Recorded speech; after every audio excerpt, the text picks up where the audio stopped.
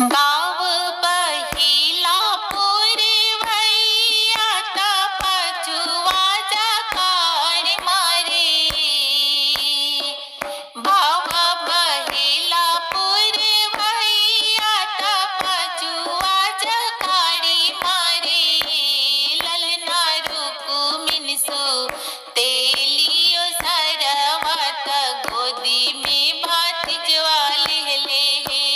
ललना रुकुमिन सो तेलियो सरवत गोदी में भातिजवा लेले हो।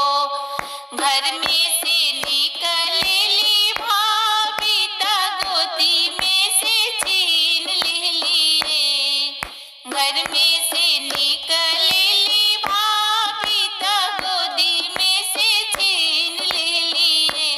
रुक्मिणी का ओही अमवा के खैले गुठुलिया के चटले नूरे।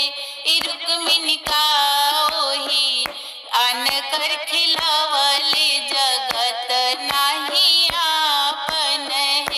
मिली हूँ जुली हूँ सब सखिया रुक्मिणी समझाव हुए। मिली हूँ जुलू हूँ सब सखिया रुक्मिणी समझाव हुए। रुक्मिणी चली जाहू ससुर जाओ परिया होरीला सुख पावहु हो। रुक्मिणी चली जाहू ससुर जाओ परिया होरीला सुख पावहु हो। मचिया बैठले रौरा सासु सरब गुनिया गरे। मचिया बैठल रौरा सासु सरब गुनिया गरे। सासु मोरो बाबी बोलली बिरहिया तय करे पुतर बिनु हे। सासु मोरा बाबी बोलली बिरहिया तय करी पुतर बिनु हे। बस हुई बहुआ बस अपने घरवा बस हुए। रुक्मिणी तोहरा ता ओहे नंद लाल देखा सोहावन लागे हो।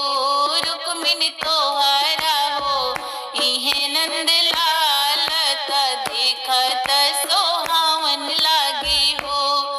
सब कर का हल्का हम खैनी ता कुछु नाही पाइले। सब कर का हल्का हम खैनी ता कुछु नाही पाइले। ललना सासू के का हल्का हम खैनी